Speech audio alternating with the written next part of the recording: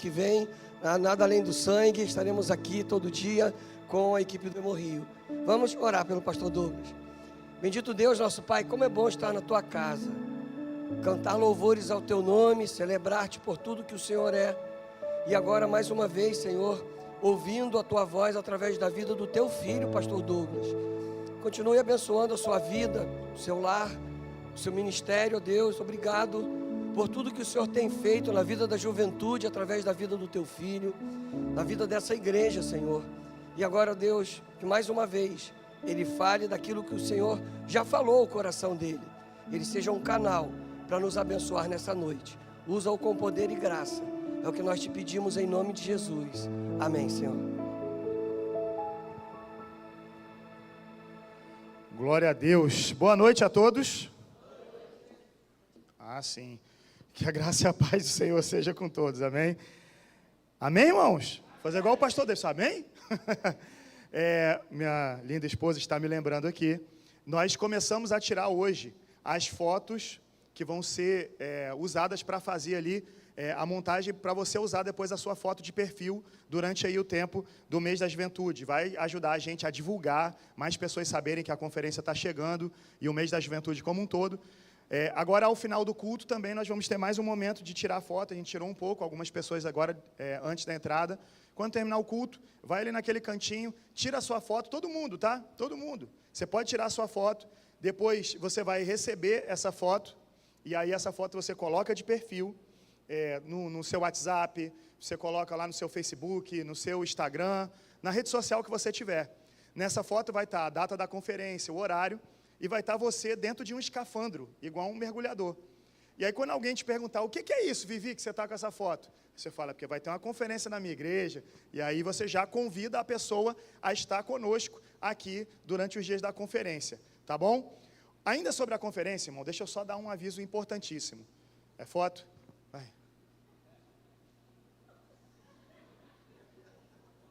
Ficou maneira? Poderosa essa, vai. Que bobeira. Ainda sobre a conferência, irmão, ainda tem algumas camisas. Nós precisamos vender todas as camisas. É com o pequeno lucro que a gente tem aí em cima das camisas que a gente vai trabalhar e bancar toda a questão da ornamentação, os preletores que nós vamos trazer, né, recepção que vai ser feita aos preletores. Então, a gente precisa da ajuda de toda a igreja para a gente vender essas camisas.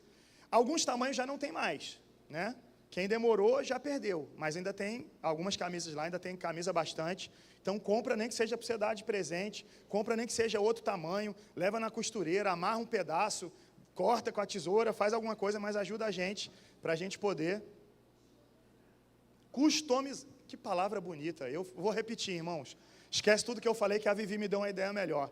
Compra de outro tamanho mesmo, aí você pode customizar a sua camisa. Vai ficar algo único, pessoal, e você vai ser reconhecido pelo seu estilo. Olha que coisa boa, né? Irmãos, outra coisa que não foi dita. Domingo que vem, aniversário dos homens de primeira. Não é isso? Tá aqui, vai ter uma festa aqui na igreja bonita. Foi dito? Eu perdi, eu estava conversando, então, conversa fiada. Então, ignora, mas vem para o culto, que vai ser uma bênção aí domingo que vem. Convida as pessoas também, para a gente estar junto aqui, em nome de Jesus. Último aviso. Eu gostaria muito, irmãos, de contar mais uma vez com o apoio da nossa igreja para o próximo CDR que está chegando. Dia 5, 6 e 7 de setembro, nós faremos a 16ª edição do CDR. E a gente precisa muito de adultos e quem já fez o CDR na equipe de trabalho, e a gente precisa de indicação também de adolescentes e jovens entre 12 e 20 anos que não tenham feito para fazer o CDR. Vai ser mais uma data aqui especial, mais um tempo poderoso junto aqui na presença do Senhor. Amém? Vamos para a mensagem de hoje? Aliás, hoje é um dia especial, porque é o domingo do Senhor. Deus já começou derramando sobre nós uma palavra poderosa. Quem não estava aqui de manhã, você tem um dever de casa. Você vai entrar no canal da igreja, lá no YouTube. Você vai procurar a mensagem do pastor Davidson dessa manhã. Você vai assistir essa mensagem. O pastor trouxe ali uma pregação em cima de Atos capítulo 2, lá no finalzinho, versículo 42, se eu não me engano, em diante. E ele fez um desafio muito tremendo para a gente, de entender o que é viver comunhão, o que é viver em unidade, o que é partilhar, né, momentos de oração. E ele terminou desafiando a gente ali a fazer parte de um pequeno grupo, a estar, de repente, abrindo a porta da sua casa para um pequeno grupo. Irmão, não ignore o chamado de Deus. Deus vai fazer coisas grandiosas. Você tem duas opções: deixar o trem passar e depois ficar vendo todo mundo dentro do trem dando tchau, ou você pula, embarca nesse trem agora e vai viver coisas extraordinárias com Deus. A sua casa vai ser abençoada, a sua vida vai ser edificada e você vai abençoar vidas. Nós vamos salvar vidas para a glória de Deus. Amém? Vamos lá. Tem um tema, a mensagem de agora à noite. Eu coloquei um tema que é plot twist divino. Mas talvez nem todos saibam o que é um plot twist. Alguém não sabe o que é um plot twist? Não precisa ter vergonha. Há pouco tempo eu também não sabia. O pastor Davis também não sabe. Plot twist. Muita gente não sabe. Então, para você entender o que essa mensagem significa, né, por que desse tema, eu vou explicar o que é plot twist. Aliás, quem sabe o que é plot twist? Então vem cá explicar para a gente. O Lucão, homem de Deus, não é só nosso baixista, cara que é brabo também. Ele vai estar explicando para a gente o que é plot twist. Posso resumir, pastor? Pode resumir. É uma reviravolta, como a gente acha que está indo por um caminho e aí acontece algo totalmente inesperado, né? Muito bom. Vocês entenderam? Uma reviravolta. Você pensa que a história está indo por um caminho e acontece algo inesperado. Esse termo é muito utilizado hoje nos filmes. Quem gosta daquele filme de suspense que no final muda tudo, a pessoa fala, olha, esse filme aqui tem um grande plot twist. Quando você ouvir isso, é porque é aquele filme que você vai assistir, você vai pensar assim, o assassino é fulano. De repente, dá uma reviravolta e você fala, uau, que legal, não tinha pensado nisso. E aí você vai ver então uma história com um grande plot twist. Bom, nós somos observadores de história, né? Alguns observam para o mal e outros para o bem. Tem gente que gosta só da fofoca. Tem gente que gosta mesmo de observar a história, para orar, para colocar nas mãos do Senhor. Somos observadores de histórias. Nós gostamos de histórias.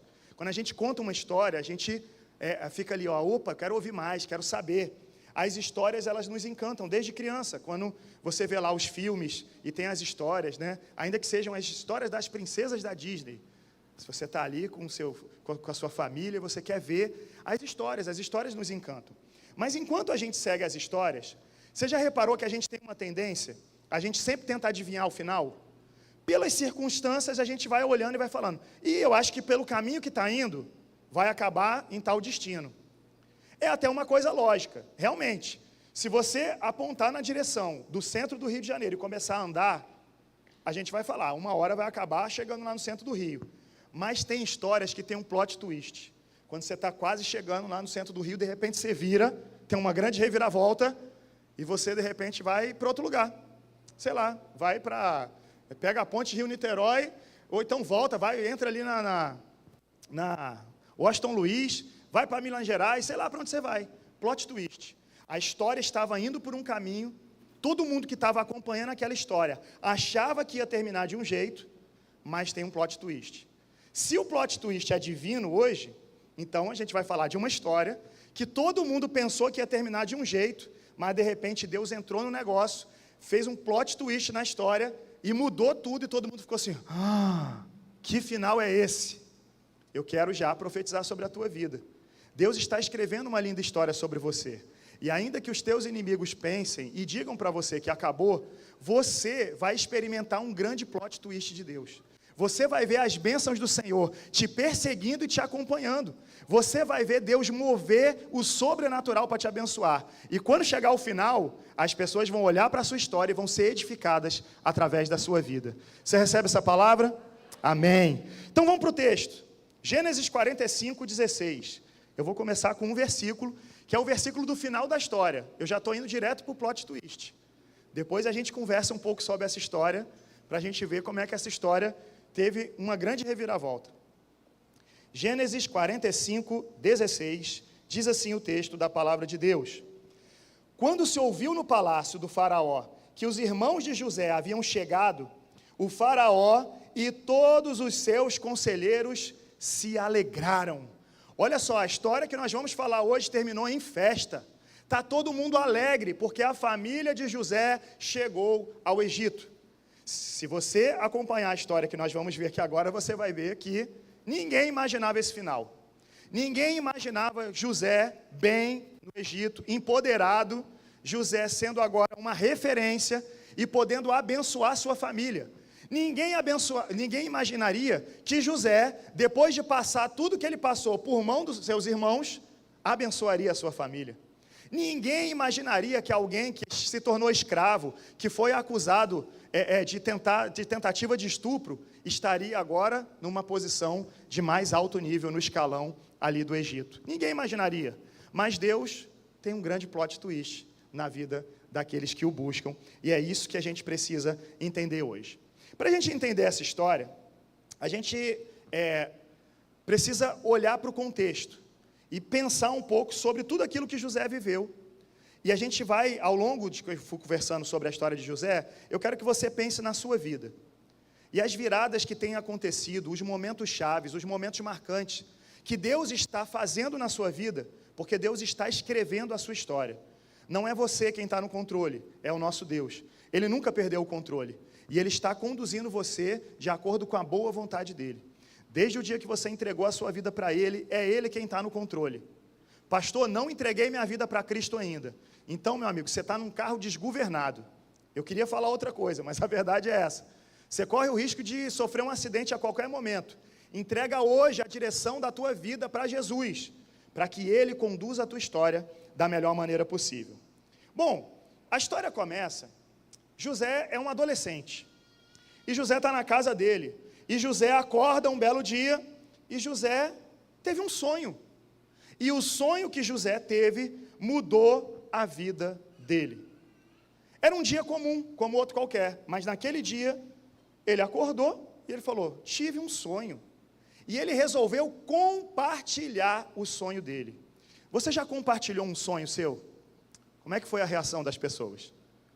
Nem todo mundo reage bem quando nós compartilhamos sonhos.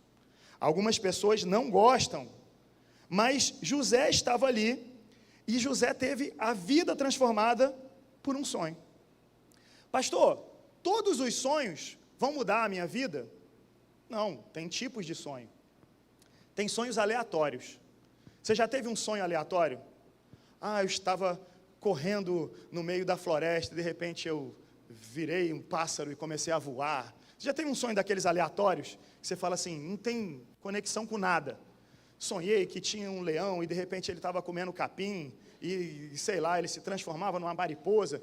Já teve um sonho aleatório? O nosso cérebro, ele é inundado de informações. E quando você dorme, existe uma tentativa do seu cérebro de identificar quais são as informações que prestam, que devem ser guardadas, e quais são as que devem ser descartadas. Então é normal o seu cérebro fazer tentativas, e ele vai jogando um monte de informações, sonhos aleatórios.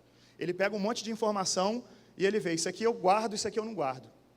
Esse tipo de sonho não quer dizer nada. Tem outro tipo de sonho que também não tem um significado para a sua vida. São os sonhos condicionados por pensamentos. Você dorme pensando, antes de dormir você está pensando em alguma coisa. Você fala, ai que vontade de comer um hambúrguer, ai que vontade de comer um hambúrguer, que vontade de comer um hambúrguer, que vontade de comer um hambúrguer. Aí você sonha que está comendo um hambúrguer e quando você vai dar aquela mordida, alguém te acorda. Que normalmente é assim, né? É um sonho condicionado por pensamentos. Se você pensar demais em algo, você pode sonhar aquilo. Até mesmo suas preocupações, tá? Tem gente que se preocupa tanto que acaba sonhando com aquilo. Nesse caso pode ser um pesadelo, e o pesadelo também não é determinante para a sua vida. O que é um pesadelo? É um sonho que de alguma forma te assustou. Tem gente que gosta de ver filme de terror aí, aí fica lá, e daqui a pouco está lá assustado. Não era para crente ter medo de fantasma, não era para crente ter medo nem do demônio, mas, eu não gosto de ver esses filmes, eu não vou dar nome aqui não, que eu conheço alguns aqui, né? Eu não gosto de ver esses filmes, que eu não consigo dormir, eu vou sonhar. Ai, Jesus Cristo, me ajuda. Então tem sonhos de todos os tipos, tá? Agora, tem um tipo de sonho, que foi o que José teve, que pode marcar a tua vida. O tipo de sonho que José teve é o sonho espiritual. Você já deve ter ouvido falar em um sonho espiritual. Aliás, eu acho que você já deve ter tido um sonho espiritual. Algumas pessoas têm, não sabem o que está acontecendo e ignoram. E perdem de receber um recado de Deus. É importante você aprender a identificar sonhos. E quando você tiver um sonho espiritual, você precisa então buscar o cumprimento desse sonho. Porque aquilo que Deus está plantando em você vai se cumprir. É o sonho que nasceu no coração de Deus e Ele está te revelando para que você possa ver as coisas acontecendo. E que sonho foi esse que José teve? Imagina comigo a cena. Um dia normal, um adolescente na casa, os irmãos são mais velhos, tá? E aí ele acorda naquele dia e está toda uma família reunida e ele fala, eu tive um sonho. Olha que interessante, um adolescente se sentindo confortável em casa para compartilhar os seus sonhos. Isso deveria ser o padrão, deveria ser o normal dentro de casa, ser um ambiente no qual você pode compartilhar os seus sonhos. Mas nós sabemos que nem todas as casas estão preparadas para isso, infelizmente. Os irmãos de José não estavam preparados para aquilo. Ele diz o seguinte, olha, eu tive um sonho. Eu sonhei que nós estávamos no campo, né, e nós estávamos ali recolhendo feixes. E de repente, o meu feixe, né, era um feixe poderoso, e os feixes dos meus irmãos se curvaram diante do meu feixe. Aí os irmãos dele já surtaram, né? Falei, que isso, cara? Eu fico imaginando eles falando, amostradinho, tá sonhando. Ainda mais que é o irmão mais novo, não tem moral dentro de casa, né, na maioria das vezes.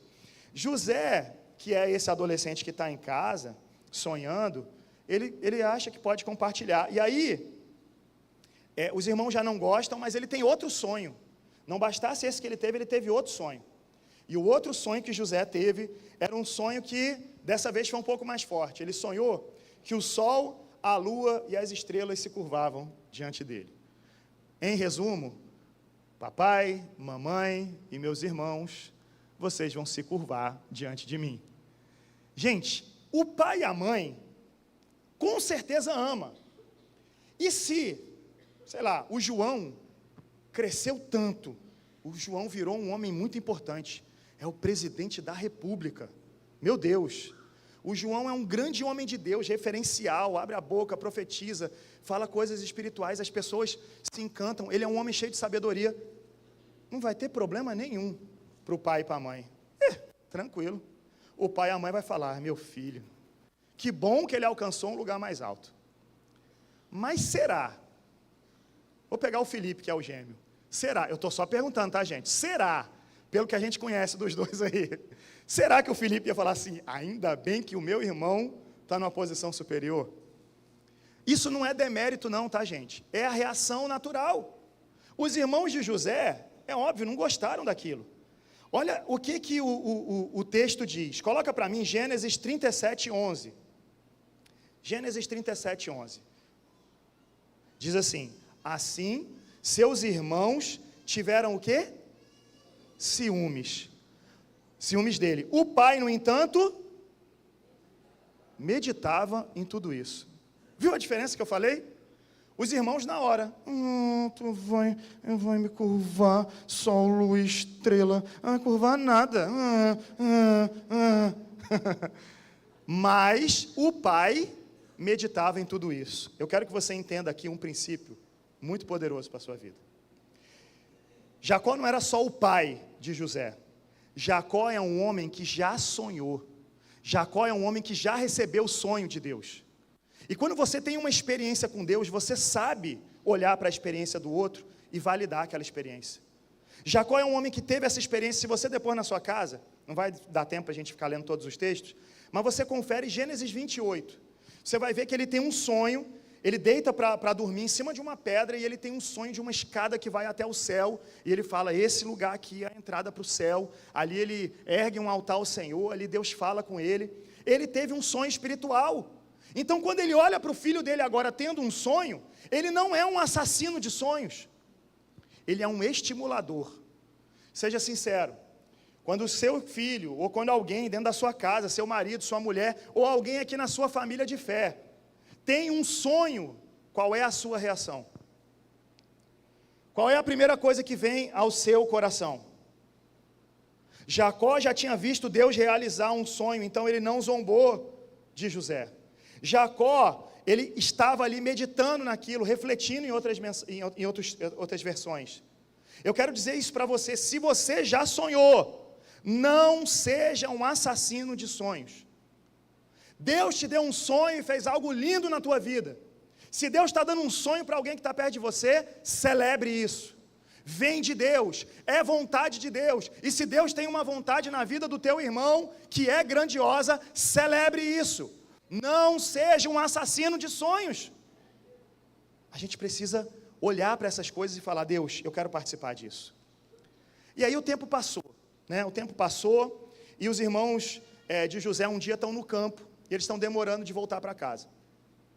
E o pai de José costumava manter José lá perto dele, e José no máximo era aquele que ia ver como é que os irmãos estavam e tal. E aí o texto fala que o pai, Jacó, manda José ir atrás dos seus irmãos. Presta atenção num detalhe. Esse é o último dia que José é visto em casa. Um adolescente. Naquele dia, quando amanheceu, ninguém na sua família imaginava que aquele seria o último dia que ele estaria em casa. O que é que a gente extrai disso? Pelo menos duas coisas. Primeira delas, você tem que valorizar os momentos. Você não sabe qual vai ser o último momento. José era um adolescente. Fatalidades acontecem. Homens maus existem. Fazem maldade. E sim, o servo de Deus, muitas vezes, passa por provação. E Deus permite com um propósito. Muitas vezes a gente não entende de primeira. Às vezes a gente nem entende nem de segunda, nem de terceira. Mas na glória nós vamos entender. Porque a gente confia que a vontade de Deus é boa, agradável e perfeita. Então, valorize todos os momentos. Você não sabe qual vai ser o último. Valorize os momentos que você tem com seus amigos, com a sua família, com a sua igreja. Valorize os momentos que você tem diante de um ímpio. Talvez você nunca mais veja aquela pessoa, ela morra e vá para o inferno. Pode ser o último momento de vida dela. Compartilhe do amor de Deus. Fale o que Jesus plantou no teu coração. Não jogue tempo fora. Segunda coisa que a gente aprende é que a gente tem que estar pronto para o que vai vir. José nem imaginava. A gente tem que estar pronto. Irmão, prepare-se para o pior. E se o pior vier, você está preparado. Se o melhor vier, você está preparado também. Prepare-se para o pior. Tem gente que anda aluado, né? Tem gente que acha que a vida são as campinas verdejantes dos Teletubbies. O pessoal acha que vai andar, oi, upa, e... Não, irmãos, o mundo é mau. Os dias são maus. Está difícil a gente viver nesse mundo. A violência está batendo na porta. A crise econômica está chegando para todo mundo. A gente está vendo as notícias e a gente se espanta. Os dias são maus. Prepare-se. O que você vai enfrentar na rua amanhã quando você sair? O que vai acontecer no ônibus que você pega? Na estrada que você vai passar com o teu carro? A gente não sabe.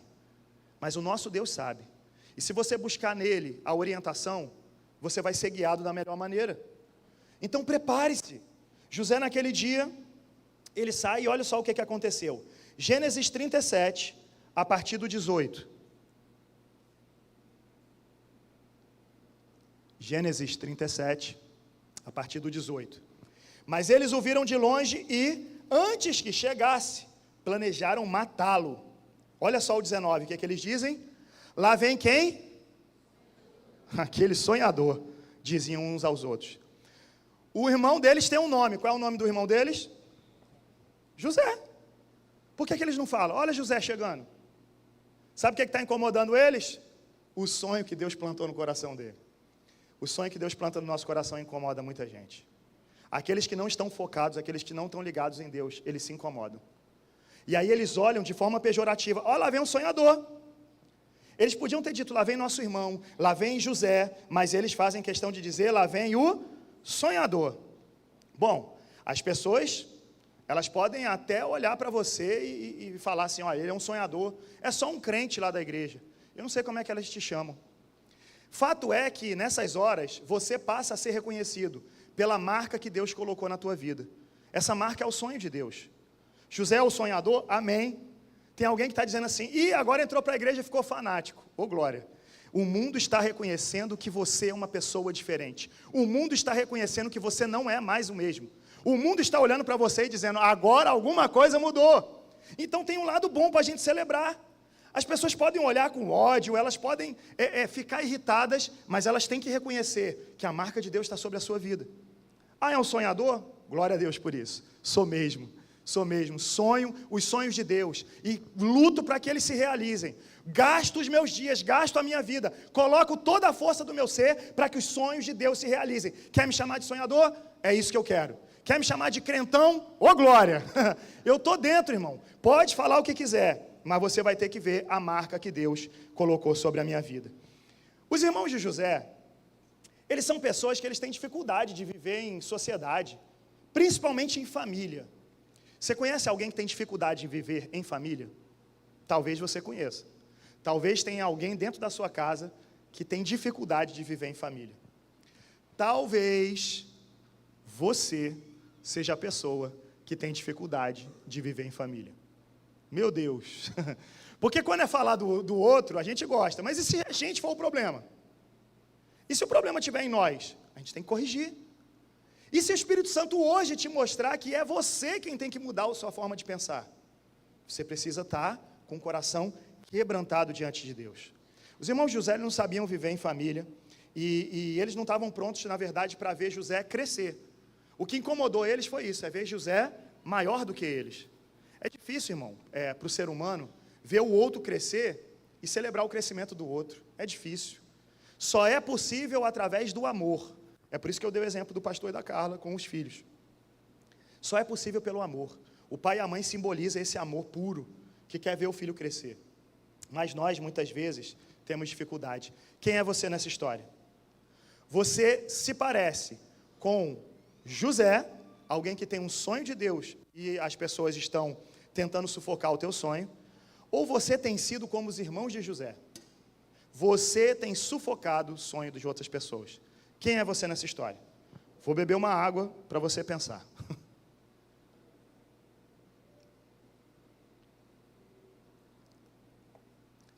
Pausa dramática. Quem é você? Ontem eu estava celebrando a Deus. Ontem a gente teve aqui o culto dos motoqueiros. Eu não estive, porque a gente estava no SDA, que é uma programação que reúne todas as juventudes aí do estado do Rio de Janeiro. E como eu estou na coordenação aqui da Baixada, eu estava lá, representando não só a nossa igreja, mas toda a Baixada. E aí, o pastor Lucas Zubi pregou ontem. Ele é lá da PIB de Curitiba. Tem uma frase que ele falou que, meu Deus, eu até postei nos meus status, quem quiser ver lá, depois pode ver. A frase é: você não tem o direito de liderar quem você não ama. Forte, hein? Você não tem o direito de liderar quem você não ama. São filhos amados de Deus. Mas é difícil, irmão, para o líder. Porque tem gente difícil, sim ou não? Tem gente difícil. Talvez você seja uma delas. Eu sou difícil. Mas mesmo eu sendo difícil, você tem que me amar. Dá teu jeito. Tem que amar. Não tem outra solução. Mas fulano é difícil, vai ter que amar. Porque liderar é um presente que o Senhor nos dá. Mas você que é líder, você que é um pastor, você que é um líder de departamento, você que lidera um ministério, você que tem aí, de repente, dá aula na IBD, você sabe, tem gente que é difícil, tem gente que, sabe, fica ali te espizinhando, mas você precisa amar essas pessoas, porque você não tem o direito de liderar quem você não ama. A gente precisa orar mais pelos nossos líderes, a gente precisa todos os dias colocá-los diante da presença do Senhor, pedindo a Deus, porque nós somos homens de carne e osso. E tem dia, irmão, que você pode sentir raiva. Mas isso não seria bom, nem para quem lidera e nem para quem é liderado. Então, em nome de Jesus, ore pelos seus líderes. Peça ao Senhor que os encha de amor, que os encha de compaixão, de empatia, para se colocarem sempre no lugar do outro. Peça que dê um coração que perdoa. Porque, irmão, como é difícil você ser alfinetado, esfaqueado por quem você estava fazendo bem. É muito difícil. Quem é líder sabe do que eu estou falando. E dói tanto que muitos acabam abandonando a liderança e não querem mais saber disso. Eu conheço pastores que abandonaram o ministério, falam, não quero mais. Tem um alto índice de suicídio entre pastores. O pastor sempre está trazendo os casos que às vezes chegam a ele, especialmente agora lá na convenção, muita notícia da vida dos pastores. Pastores em depressão. A gente tem que orar. Orar para que o Senhor dê graça, para que eles possam amar e amar como Jesus. Mas vamos voltar para a história de José. Olha só o que os irmãos de José estão dizendo. Gênesis 37, 20. Gênesis 37, 20. É agora, vamos matá-lo e jogá-lo num desses poços, e diremos que um animal selvagem o devorou. Veremos então o que será dos seus sonhos. Olha, sabe o que está incomodando eles? A gente sempre fala da túnica, né? Porque José ganhou uma túnica do pai, uma túnica colorida, que destacava ele entre os irmãos. A gente sempre fala da túnica. Mas os irmãos estão deixando claro aqui, que o sonho de José incomoda muito. Olha, não que a túnica não incomodasse, tá? Mas os sonhos, eles estão dizendo assim, vamos jogar ele, aqui, ó o plano deles, vamos matá-lo e jogá-lo num desses poços, e diremos que um animal selvagem o devorou. Veremos então o que será dos seus sonhos. A gente mata ele, e vamos ver o que acontece. Vamos ver se ele continua sonhando. Vamos dar um fim nessa história. Muitas vezes, Satanás procura espaço no coração de pessoas, para levantar essas pessoas, para te perseguir, para tentar te matar. Porque o que Satanás quer é que os sonhos de Deus morram. E como Deus escolheu você para que esse sonho do coração de Deus aconteça, o que Satanás quer é destruir a tua vida. Ele veio para matar, roubar e destruir. Veremos o que será dos seus sonhos. É o diabo hoje olhando para você e dizendo assim, vou colocar um desemprego e veremos o que será dos seus sonhos. Vou colocar um problema dentro da tua família, vou infiltrar uma doença, vou colocar algo que tire a tua paz, vou deixar você sem dormir, vou trazer uma ansiedade, e veremos o que será dos teus sonhos. Sabe, tem momentos, irmãos, que mesmo que as circunstâncias sejam ruins, a gente tem que dizer, Senhor, eu continuo crendo no sonho que o Senhor me deu. Você, pai e mãe, está passando um problema com seus filhos? Por que você deixou de sonhar? Às vezes a gente começa a se conformar com a situação. É assim mesmo. Eu acho que vai ser assim. Não é esse o sonho que Deus te deu sobre os teus filhos. Lembra daquilo que Deus colocou no teu coração quando você pegou eles no colo. Lembra. E continua crendo. Porque Satanás está só querendo te desanimar, está só querendo te assustar. Mas se o plano dos irmãos é matar, tem um Deus lá do alto que vai falar assim, vocês só vão fazer o que eu deixar. Na história que eu escrevo, vocês só vão até o limite que eu deixar. Então eles querem matar, mas não vão matar, e a gente vai ver isso na história. De novo, eles estão reclamando do sonho de José. Às vezes a gente pensa assim, e se eu parar de sonhar? Se eu parar de compartilhar? Porque às vezes a gente se converte e a gente começa a falar das coisas do reino de Deus, e a gente quer ganhar vidas para Jesus, e a gente começa a compartilhar aquilo com algumas pessoas, e parece que a gente sente que algumas pessoas estão incomodadas. Aí você pensa, e se eu parar de falar? E se eu, me vestir diferente? Talvez o que incomode seja a minha roupa. Não, já sei, eu vou falar mais baixo, ou eu vou falar mais alto. A gente começa a procurar coisas para ver se a pessoa aceita ou não. Irmão, não importa, quando a pessoa não acredita no sonho de Deus, você pode mudar o que você quiser, ela não está incomodada com você. O que está incomodando ela são os sonhos de Deus, os sonhos que Deus plantou no teu coração. Sabe, tem gente que às vezes está lá com o coração queimando, dizendo, eu vou conquistar o mundo para Jesus, eu vou ser um missionário. Quantas pessoas, quantos jovens eu já vi dizerem isso, eu vou ser um missionário, e eu vi famílias se levantando e dizendo, não, calma, missionário para fazer missões aqui pode, mas se você quiser ir para outro lugar, não vai porque é perigoso. Quanta gente eu já vi ser levantada por Satanás para assassinar sonhos que vieram do coração de Deus. Tem gente que está sonhando com coisas lindas e está sendo assassinado nos seus sonhos. Existem muitas igrejas, graças a Deus aqui não, mas tem muitas igrejas que a pessoa se levanta e vem compartilhar o desejo de criar um ministério, de fazer um trabalho diferente. E às vezes a própria liderança esmaga a pessoa. Esmaga, porque tem medo, são líderes inseguros, que têm medo dos seus liderados crescerem. Irmão, se o teu liderado crescer e te ultrapassar, glória a Deus. É Deus agindo na tua vida e na dele, porque Deus te usou para alavancar ele. A ideia é essa mesma, é impulsionar eles. Sabe, imagina que você está aqui assim, ó. E aí vem o teu liderado correndo. Você está aqui. Você está aqui, ó. Ele vem correndo, de repente ele bota o pé e você, ó. Vambora! Joga ele lá para o alto. Impulsiona. Uma flecha, lembra da conferência que a gente fez aqui? Arrow, flechas polidas. Você impulsiona. Glória a Deus, irmão. Deus está usando a sua vida para impulsionar. Então, é claro, eles vão atingir lugares maiores. Tem que ser. Se não for assim, houve uma falha no teu ministério. O próprio Jesus disse lá, o que ele falou? Vocês vão fazer coisas maiores. Jesus não tinha para ele esse orgulho de dizer, não, o que é maior, o que é melhor tem que ser contado na minha história. Não. Jesus está dizendo, vocês vão fazer coisas maiores. Deus quer usar a sua vida para impulsionar outras. Então celebra o crescimento dos outros. Para de ciumeira boba. Sabe, às vezes tem competição entre marido e mulher. Um querendo disputar quem é maior que o outro. E para com isso, irmão. É os dois juntos. Quando um cresce, o outro cresce junto. E se um tiver numa posição um pouco mais destacada que o outro, glória a Deus por isso. Apoie o teu cônjuge. A gente está vendo hoje Deus fazer coisas lindas em ministérios femininos. E a gente está vendo homens inseguros que começam a bloquear suas esposas. Não, calma, ó, não, peraí, isso aí eu já não acho. Acho que não é de Deus. É nada, é um matador de sonhos, porque ele está inseguro, está com medo da mulher crescer mais que ele. Irmão, deixa isso de lado. Não importa o que nós vamos crescer, a gente tem que diminuir. É que o Senhor cresça, que Ele apareça, que a gente suma, que Ele cresça e que eu diminua. Tem que ser assim, irmão, porque senão a gente vai ficar igualzinho os irmãos de José. E aí, como eu disse, eles querem matar, Deus não deixa. E aí eles tramam vender o irmão para uma caravana de ismaelitas que vai passando. E aí eles dizem o seguinte, a gente pega a roupa dele, faz o resto do plano, a gente faz. E aí a gente chega para o nosso pai e diz que ele foi atacado, que a gente encontrou suas roupas e que deve estar morto. Não tinha DNA na época.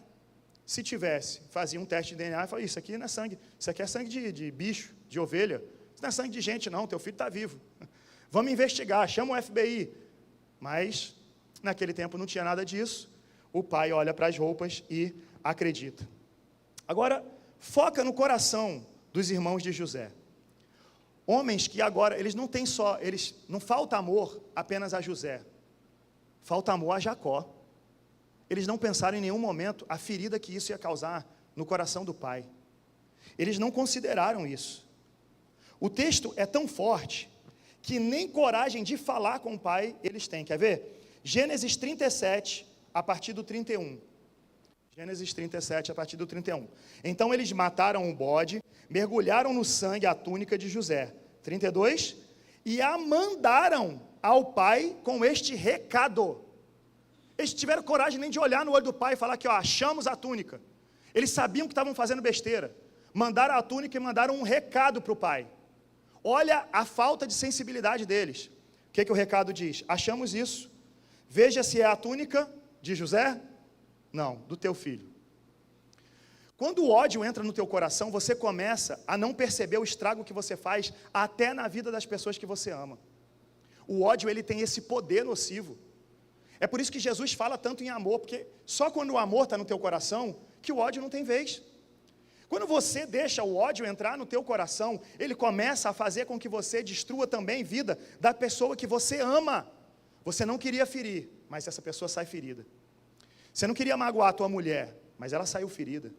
Você não queria magoar os teus filhos, mas eles saíram feridos. Você não queria magoar a tua igreja, mas saiu ferido todo mundo. Porque você está com ódio no coração, você está agindo movido pelo ódio, você está cego. É o que os irmãos de José estão fazendo. E aí começa essa sucessão de coisas, uma covardia.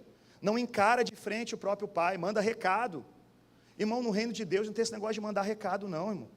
A orientação para a gente é tudo que a gente vai falar, chama o irmão e fala, até se for problema.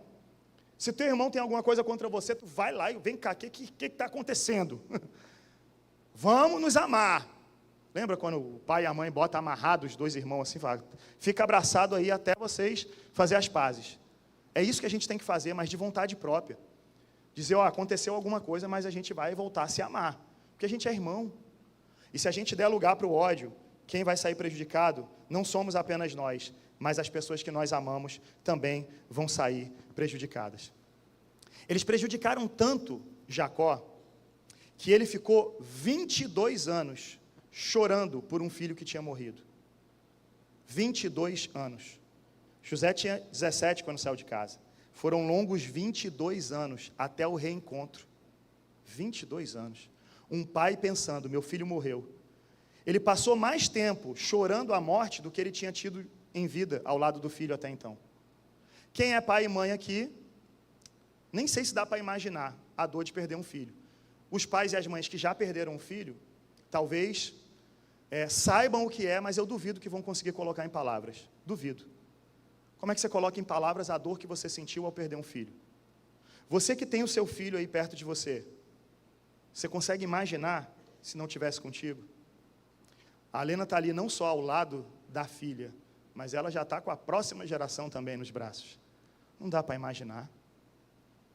Irmãos, isso é terrível. O coração de Jacó está sangrando, aquele homem está triste, está chorando. Isso mudou a vida dele. Quando veio o tal do Benjamim, mudou a forma, ele criou um menino diferente. O menino é hiper protegido. Tudo para dar errado. Tudo para dar errado. A gente sabe o que a superproteção gera. Tudo para dar errado. Por quê? Porque aquele pai ficou amedrontado. A vida dele foi marcada pelo ato dos irmãos. E dia após dia, em 22 anos, em nenhum momento eles tiveram uma crise de consciência e disseram, pai, deixa eu te falar uma coisa, para de chorar. Dá para encontrar o teu filho, vamos procurar. Eu vou te contar a história real. Imagina, você está vendo seu pai chorando, de repente você acorda de noite para beber água, e você ouve um choro vindo do quarto. É o teu pai lá chorando, por saudade do filho que se foi. E você não liga. 22 anos, insensível ao sofrimento dos outros. Tudo porque o ódio cegou eles. São 13 anos até José chegar no trono do Egito, 7 anos da prosperidade, e mais 2 anos, que é o tempo quando os irmãos dele chegam lá. 22 anos. 22 anos separado.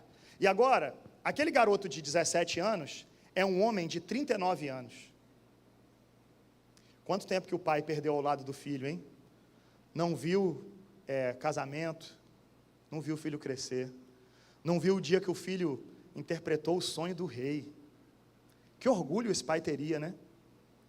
Você vê que a gente rouba coisas, quando a gente é movido por ódio, a gente rouba coisas tão importantes das outras.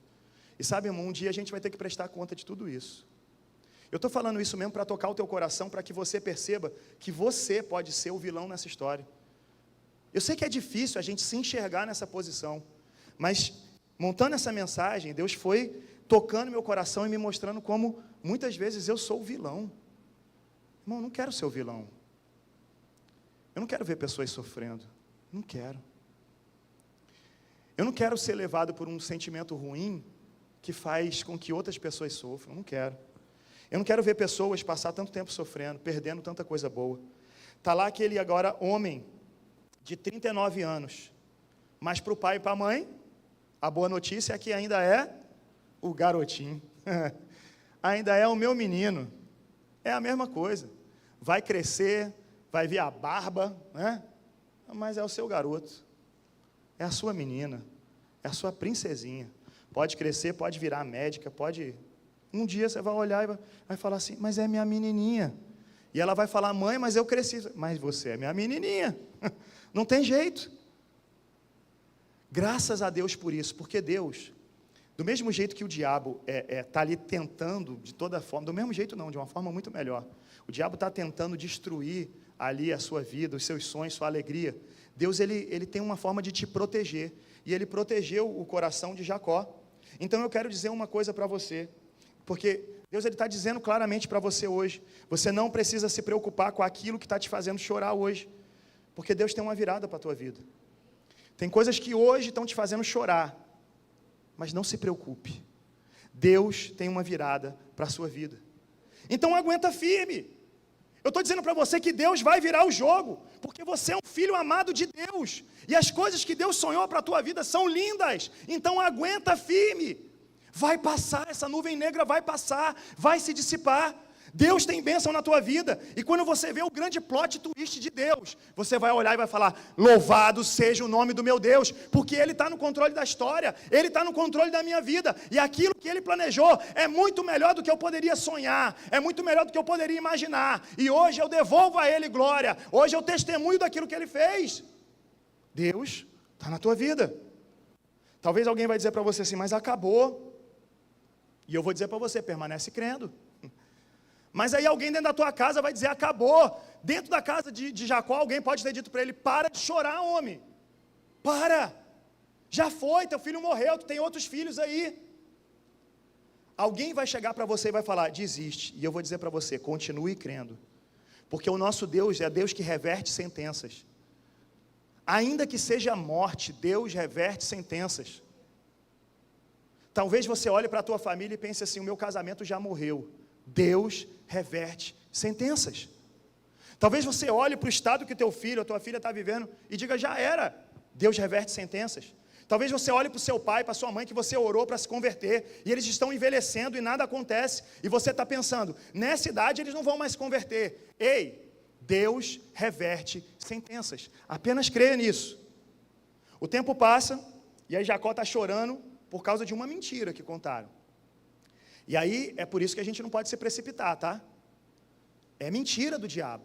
Se você se precipita, perde a sua fé e começa a chorar, você está mostrando para Deus que você não crê. Você tem que segurar a onda. Força. Né? Nesse caso, engole o choro. E vai em frente. Satanás, você não vai tirar a minha paz. Você não vai tirar a minha fé. Irmãos, o diabo é tão sujo que ele criou provas. Tem uma túnica suja de sangue, tem prova. A morte chegou, eu posso provar. O diabo vai falar isso para você: acabou, eu posso provar. É mentira do diabo.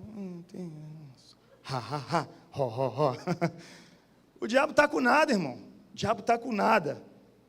As provas que ele cria falsas, um dia vão cair por terra. As provas que ele tentou te convencer não são provas. Deus está no controle da sua história. Então, recebe essa palavra: não desiste da sua família, não desiste do seu casamento. Tem gente que às vezes passa uma complicação no ambiente de trabalho e já pensa em largar tudo. Não desiste, vai orar primeiro. Ah, vou fechar essa empresa. Calma, não desiste, vai orar primeiro. Deixa Deus conduzir a tua história. Tem gente que às vezes é tomado por um sentimento de desânimo tão grande quando é acometido de uma doença, que desiste. Ei, Deus está no controle da tua história. A cura pode chegar a qualquer momento. Lá vem um plot twist de Deus e todo mundo que estava olhando para você, todo caidão lá, de repente vai falar: ué, o que aconteceu? Foi Deus, irmão. Milagre do Senhor chegou na minha vida. O milagre do Senhor alcançou a minha casa. O milagre de Deus está doidinho para te alcançar. É o que diz a palavra de Deus. Ele vai te perseguir até te alcançar. As bênçãos do Senhor, elas estão seguindo a gente. Mas, um problema é que tem gente que continua vivendo esse luto. Tem gente que insiste, dizendo: não, quer saber, pastor, eu desanimei, sabe? Eu não creio, é isso aí. E aí, quando a gente olha para a história, a gente vê que Deus está em cada detalhe na história de José. Deus está em cada detalhe. Porque Deus que deu o sonho para José é o maior interessado em fazer com que aquele sonho se cumpra. E aí Deus que está no controle da história, por causa de José, olha o que Deus faz. Deus olha para o mundo e fala assim: preciso abençoar José. Falei que os irmãos dele iam se curvar diante dele. Claro que não foi assim, tá, irmão? Aqui é teatral, tá?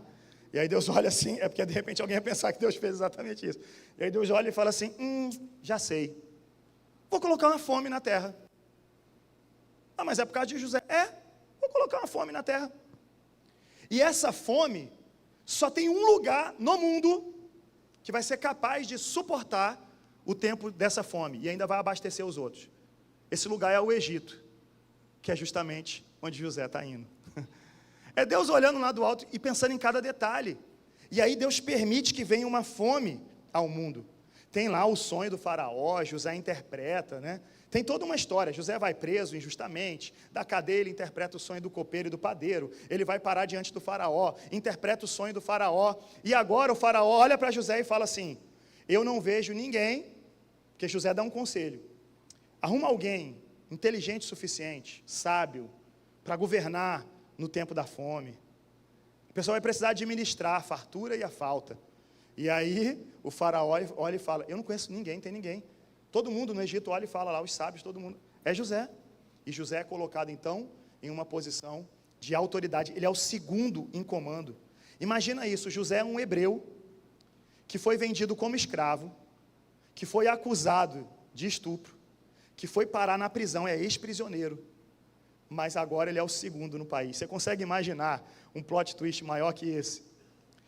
Vamos pegar o nosso Brasil. Você consegue imaginar um argentino sendo o vice-presidente do Brasil? Eu não consigo. Porque o país, ele vai instituir autoridades que são da própria nação. José é hebreu. José é o cara que foi acusado de estupro. José é o cara que é ex-presidiário. Mas José agora é o cara que está sendo colocado em segundo em comando. Sabe por quê? Porque José é escolhido por Deus. Deus olhou lá do alto e falou, eu tenho um plano na sua vida, eu estou te dando um sonho. E José toma posse daquele sonho e Deus vai cumprir o sonho. É só você tomar posse do que Deus fez. De escravo, ele vira governador. A cena mudou. A história mudou agora, a narrativa é outra. Quem dizia que você estava acabado, agora vai olhar para você. E aí não é só sabor de mel, quem te viu passar na prova e não te ajudou, não. É poder de Deus para você testemunhar. Porque José não foi colocado numa posição de autoridade para humilhar pessoas. Ele foi colocado numa posição de autoridade porque Deus estava dando sabedoria a ele para salvar vidas. O mundo precisava de ajuda. O mesmo Deus que permitiu a fome chegar na terra, é o mesmo Deus que está dando a válvula de escape e está usando o servo dele, porque ele tem a sabedoria dada pelo próprio Deus.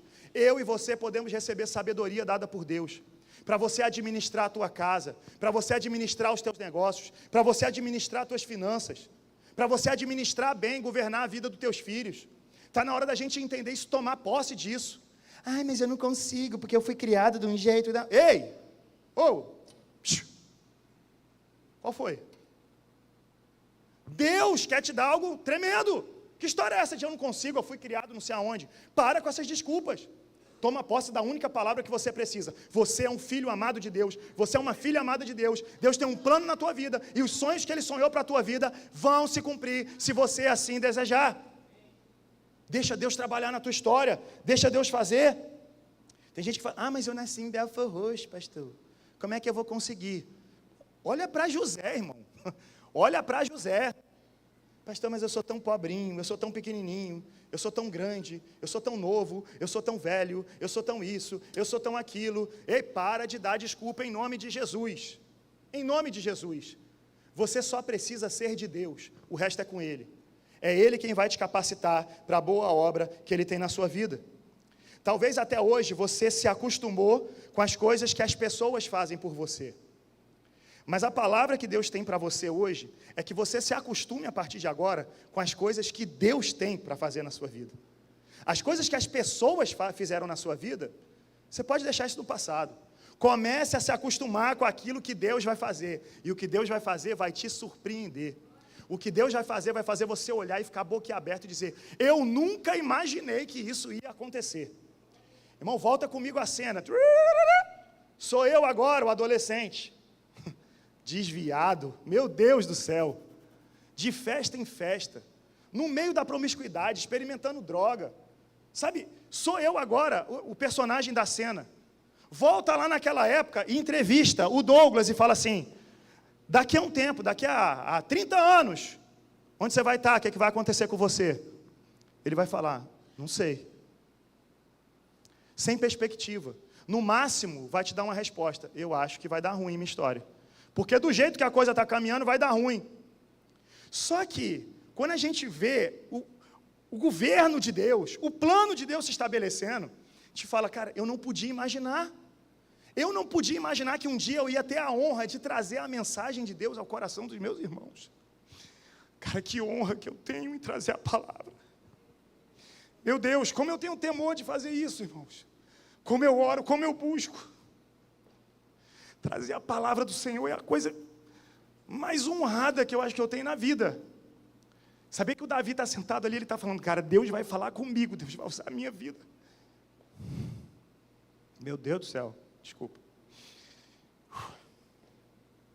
É uma honra. Você que está dando aula na IBD é uma honra. Você não sabe o impacto que você está causando na vida das pessoas. Ah, pastor, estou só ajudando no ministério. Então sai do ministério. Não é para ajudar, Deus não precisa da tua ajuda. Ele quer te usar por completo, Ele quer a tua vida por completo. Se você não entende isso, sai. Você vai fazer um mal às pessoas. Você vai ser como os irmãos de José. Sai. Mas se você entende o chamado de Deus na sua vida, a honra, o privilégio que é servir ao Senhor, diga: Senhor, eis-me aqui, envia-me a mim. Quando você perceber uma necessidade, diga: Senhor, eu sou a resposta. Talvez o pastor Davidson esteja orando agora, pedindo soluções a Deus. Deus, eu preciso de solução aqui, aqui nessa área, nesse ministério. O pastor está orando. Você pode fazer uma oração também de falar: Senhor, eu sou a resposta. Senhor, conta comigo. Eu entendo o meu chamado, eu entendo a minha vocação. Eu vou parar de brincar de ser crente. Eu vou avante. Eu quero servir a Jesus com excelência. Chega desse negócio de estou ajudando. Está ajudando o quê, irmão? Tu vai ajudar Jesus como? Que história é essa? Estou ajudando aqui na igreja. Tá não, irmão, você está atrapalhando muito. É chamado, é vocação, é Deus que planta sonhos e usa a tua vida. É Deus que constrói histórias. É glória para Ele, é honra para Ele, porque Ele é o nosso Deus. E nós somos os seus servos. Está aí o ano do servir. E eu não me canso de falar, isso não pode ser só letra ali que você está olhando ali. É uma palavra que o pastor botou e fez um acróstico. Claro que não, irmão, é algo que Deus deu ao coração dele para a gente entender. Deus está querendo falar com essa igreja, Deus está querendo ministrar. E agora vem aí todo esse movimento e o pastor tem desafiado a gente em relação aos pequenos grupos. E tem gente que ainda está esperando para ver, vou esperar.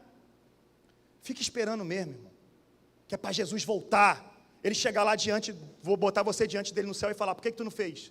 Aí tu se explica para ele. Para, irmão, para com esse negócio. Não, irmão, para de dar desculpa. Vamos, o tempo está passando. Mas vamos voltar aqui para a história, senão a gente não termina. Meu Deus. Vamos lá.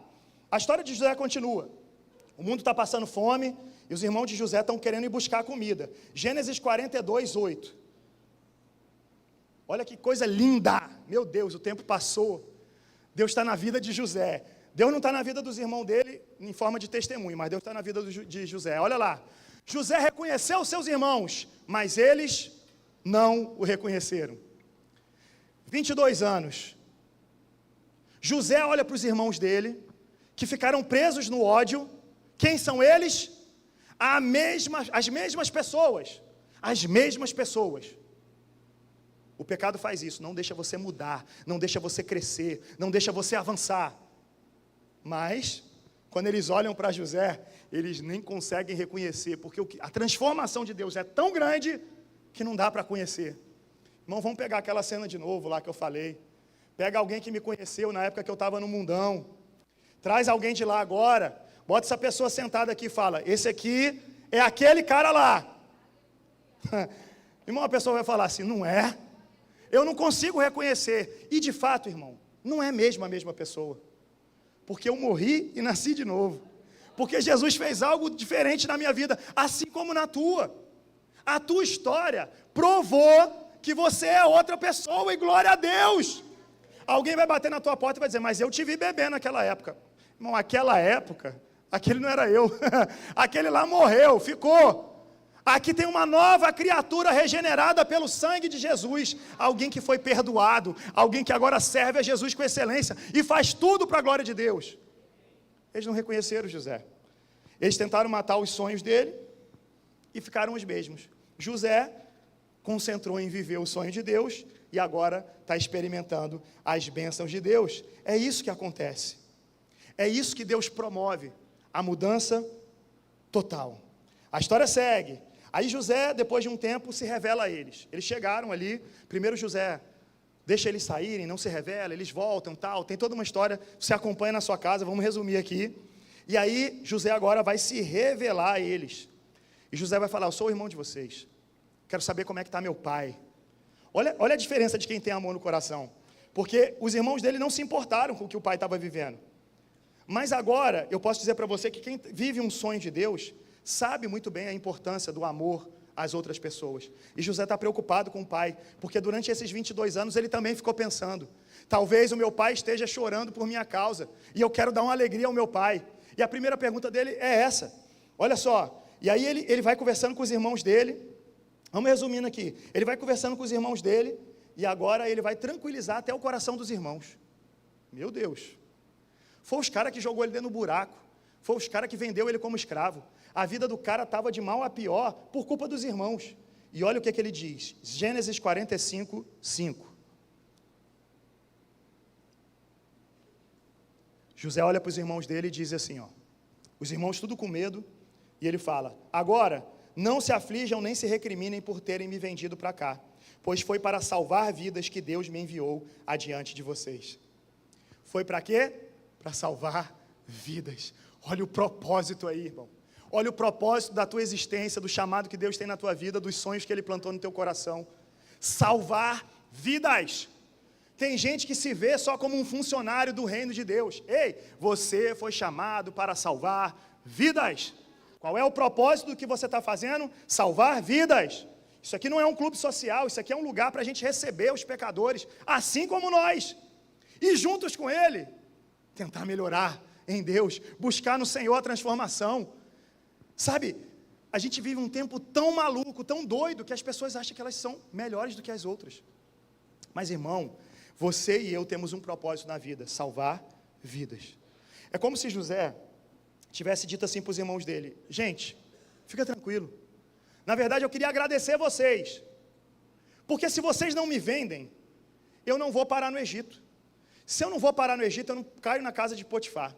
Se eu não caio na casa de Potifar e a mulher dele arma cilada contra mim, e eu sou acusado e preso injustamente, eu não ia parar na prisão. Se eu não paro na prisão e consigo a graça do carcereiro, eu não ia poder interpretar o sonho do copeiro e do padeiro. Se eu não interpreto o sonho do copeiro e do padeiro, eles não iam poder falar de mim para o faraó. E se eles não falam de mim para o faraó, eu não ia poder interpretar o sonho dele. E se eu não interpreto o sonho dele, o faraó não me colocava aqui. E se o faraó não me coloca aqui, eu não ia poder ter guardado comida. E se eu não tivesse guardado comida, eu não ia poder ter nada para oferecer para vocês, nem para o meu pai. Mas agora, a bênção que o Senhor me deu, eu compartilho com vocês. Meu Deus, que coisa linda, cara, que coisa tremenda. Deus, Ele quer que você seja abençoado para você compartilhar bênçãos. Vai, deixa Deus tocar o teu coração para você compartilhar aquilo que Ele já te deu. Para de reter para você, para de achar que tudo é teu, tudo é só para você. Não, vamos compartilhar, irmão. Vamos viver assim como a igreja primitiva nos ensina. A gente olhar uns para os outros, com um olhar de amor. Sabe, tudo na vida de José foi, na verdade, um instrumento nas mãos de Deus. Desde a caravana dos ismaelitas, o Potifar, a prisão, tudo. O Egito, tudo foi um instrumento nas mãos de Deus. Aquilo que parecia ser um problema, aquilo que fazia as pessoas que acompanhavam a vida de José pensar que tudo ia ter fim. Imagina comigo que no reino espiritual tem anjos e tem demônios, porque os demônios também são fofoqueiros. E os demônios estão assistindo a vida de José. Como é que vocês acham que Satanás e os seus demônios estão assistindo o filme que se chama José? Não é o filme da Record, é o filme real lá. Eles estão olhando.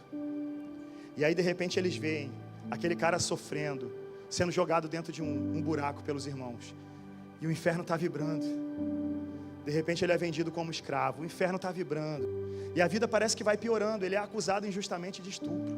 Quando tudo parecia estar se arrumando na casa de Potifar. O inferno está dizendo, nós vamos destruir, nós vamos matar. Eles estão olhando para aquele filme e eles estão falando, nós já sabemos o final que isso vai ter. José vai morrer, José vai apodrecer na prisão. O que eles não sabem é que acima de tudo e de todos, tem o autor de toda a vida. Ele está ali, ó, escrevendo a história de José. Escrevendo a minha história e a tua história.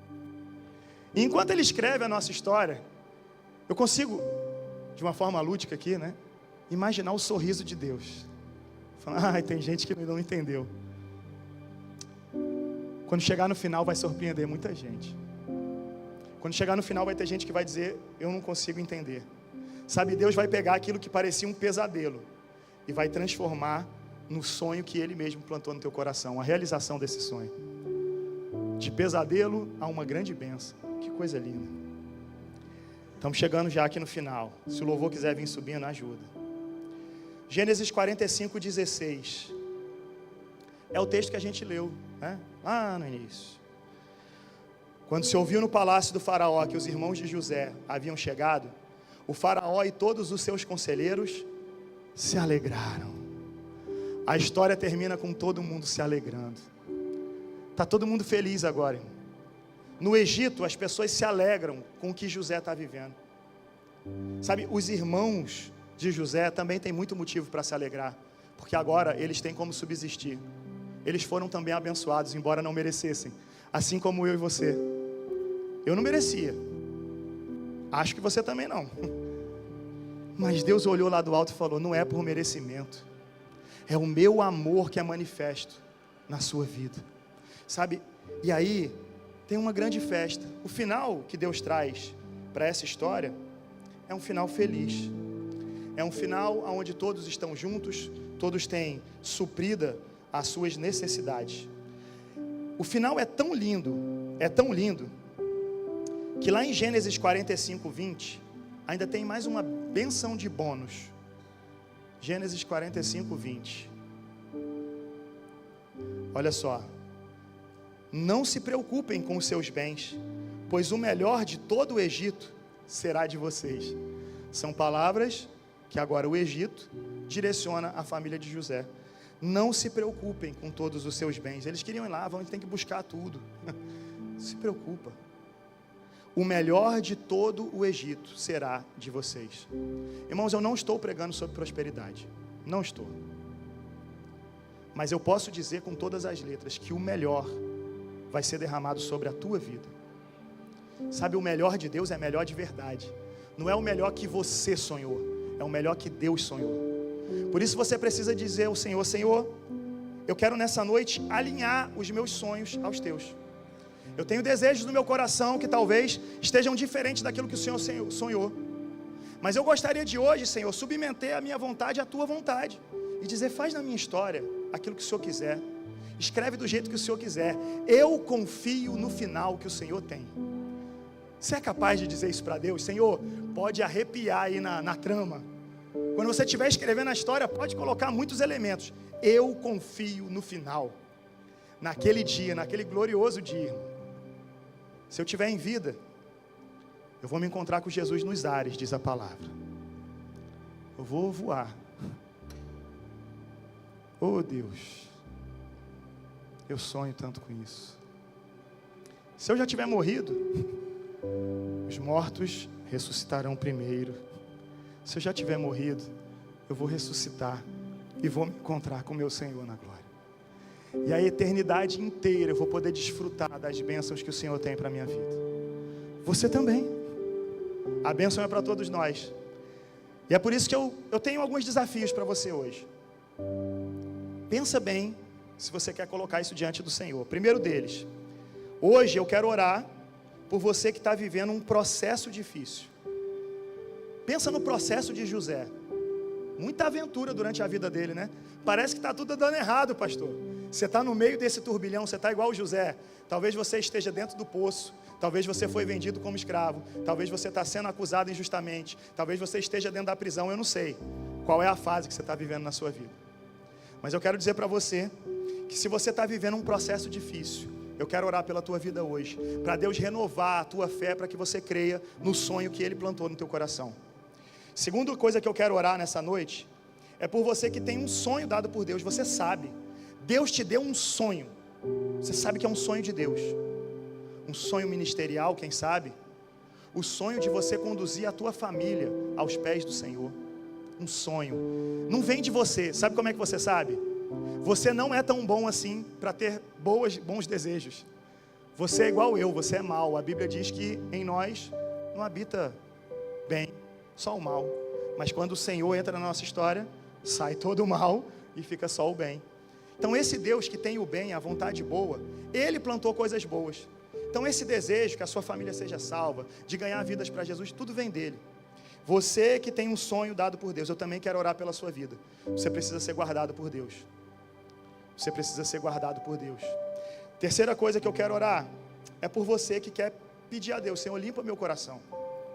Eu queria muito falar que eu sou aquele que recebeu um sonho de Deus, mas a verdade é que, em vez de sonhar os sonhos que o Senhor tinha para mim, eu fiquei olhando para a vida dos outros, e isso me machucou, isso me magoou, isso me feriu. Eu comecei a olhar para o sonho dos outros e eu comecei até a querer o mal de outras pessoas, sentir inveja. Irmão, aqui é a hora de ser vulnerável. Se é isso que o Espírito Santo está trazendo no teu coração, é isso que você precisa consertar. Então vamos lá, vou orar por quem está vivendo um processo difícil, vou orar por quem tem um sonho dado por Deus, você sabe disso, e vou orar por quem precisa que Deus limpe o coração, para que você pare de olhar para o sonho dos outros e você comece a viver os sonhos que Deus tem. Agora que você entendeu tudo que eu falei, você vai ficar de pé e a gente vai louvar o Senhor. Pastor, eu quero fazer uma dessas orações, é isso que Deus falou comigo. Então, de uma forma consciente, você vai sair do seu lugar e vai vir até o altar do Senhor. Com esse gesto você vai estar dizendo assim: Senhor, hoje é o dia que eu quero colocar diante de Ti o meu coração, por todos esses motivos que foram ditos. E que o Senhor te abençoe. Nós vamos orar junto, mas que o Senhor te abençoe profundamente. Vamos louvar a Deus?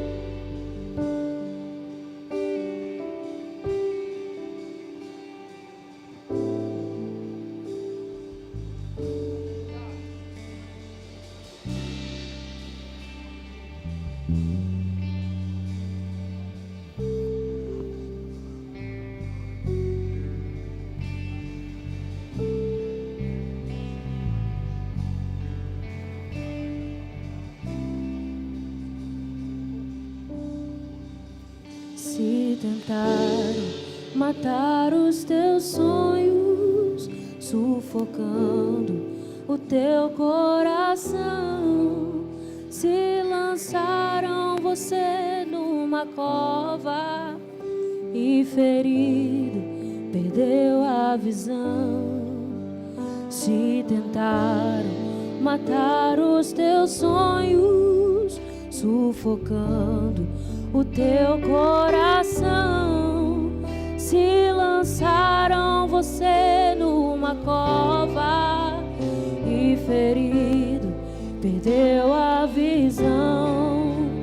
Não desista, não pare de crer, os sonhos de Deus jamais vão morrer. Não desista, não pare de lutar, não pare de adorar. Levanta teus olhos e vê, Deus está restaurando os teus sonhos e a tua visão.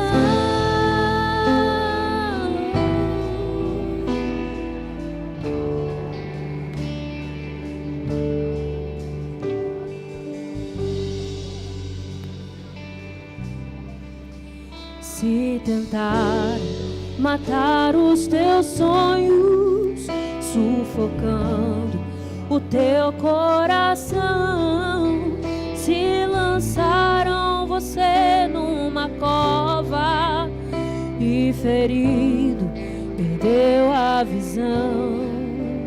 Se tentaram matar os teus sonhos, sufocando o teu coração, se lançaram você numa cova e ferido perdeu a visão. Não desista, não pare de crer, os sonhos de Deus jamais vão morrer. Não desista, não pare de lutar, não pare de adorar. Levanta os teus olhos e vê, Deus está restaurando os teus sonhos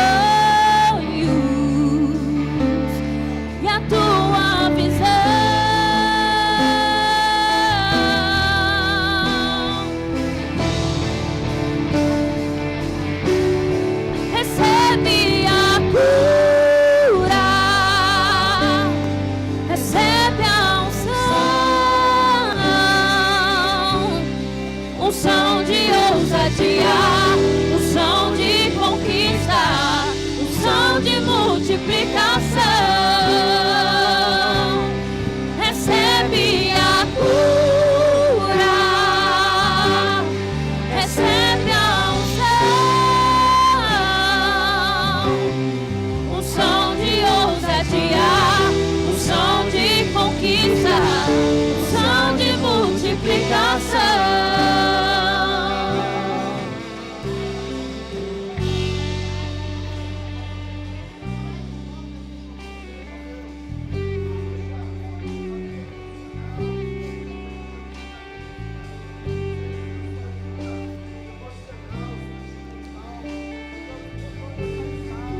Pai amado, Pai querido, nós estamos aqui nessa noite, Senhor. Nós não estamos aqui, Deus, porque fomos chamados, convidados, mas porque o Senhor tinha um encontro marcado com cada um aqui essa noite, Senhor. Senhor, nós clamamos nesse momento que todos os sonhos, ó Pai, que tudo aquilo, Senhor, que Satanás tentou frustrar, Senhor, que todos os sonhos que o Senhor colocou, que foram apagados, Senhor, que sejam restaurados agora nessa noite, em nome de Jesus, Senhor. Eu te peço, ó Pai, trata cada coração nessa noite, Senhor, que as lágrimas, que o choro, Senhor, que são depositados nesse altar, Senhor, que venham regar, inundar, Senhor, que venham frutificar em uma boa terra, Senhor, em nome de Jesus, ó Pai. Que essa seja uma noite de renovo, que essa seja uma noite, Senhor, de uma nova aliança sendo firmada com os seus filhos, ó Pai. Não importa quantos foram os zombadores, não importa, Senhor, quantas foram as palavras de maldição sendo lançadas, as palavras de desânimo, não importam, ó Pai, quantas vezes os seus filhos se sentiram humilhados, presos, Senhor, jogados em um cárcere, em um buraco, Senhor. Pai, nessa noite o Senhor quebra tudo isso, Pai, e traz uma nova história, Senhor. O plot twist que o Senhor tem para a vida dos teus filhos é muito maior, é muito melhor, é muito mais gostoso, é muito melhor, Senhor, do que todo o sofrimento, Deus, em nome de Jesus, ó Pai. Que a história que o Senhor está construindo a partir de hoje, que vai construir a partir de hoje, Senhor, venha, Senhor, passar por cima e apagar tudo aquilo que foi de ruim que aconteceu na vida dos teus filhos, Senhor, em nome de Jesus, ó Pai. Nós clamamos por cada um aqui, Senhor, que essa seja uma noite de cura, que essa seja uma noite de renovo, que essa seja uma noite de libertação, em nome de Jesus, Senhor, em nome de Jesus, ó Pai. Trata o coração dos teus filhos, amém e amém, Senhor. Que o amor de Deus, o nosso Pai, que a graça salvadora de Jesus Cristo, Filho, que a comunhão e as consolações do Espírito Santo de Deus repousem sobre todo o povo de Deus espalhado pela face da terra, e de uma forma muito especial com os teus filhos que se reúnem aqui hoje, Pai. Faz isso, Pai querido, hoje e todo sempre. Amém e amém e amém. Louvado seja o nome do Senhor. Aleluia. Desejo uma semana de bênção ao seu irmão. Dê uma palavra de vitória para ele receber aí e passar essa semana cheio de Deus. Não desista, não pare de crer. Os sonhos de Deus jamais vão morrer. Não desista, não pare de lutar, não pare de